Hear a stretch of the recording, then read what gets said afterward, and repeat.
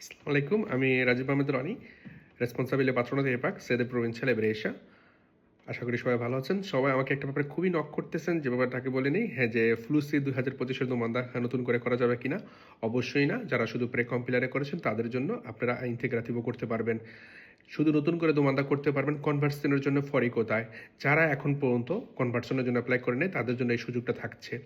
এখন হচ্ছে কনভার্সনে কি, কনভার্সনে যারা শুধু ইটালিতে আছে এবং তাদের প্যারমেসের সৌজন্য আছে, যাদের প্যারমেস সৌজন্য টেম্পোরারি, স্টাজনালে যারা বাংলাদেশ থেকে সিজনাল বিষয়ে এসেছেন, যাদের স্টাজনালের সৌজন্য, এবং যারা বাংলাদেশ থেকে স্টাডি বিষয়ে আসছেন, হয়তো স্টাডির পারমিট আছে, তাদের ক্ষেত্রে কনভার্সনে কনভার্ট করার একটা অপরচুনিটি থাকে।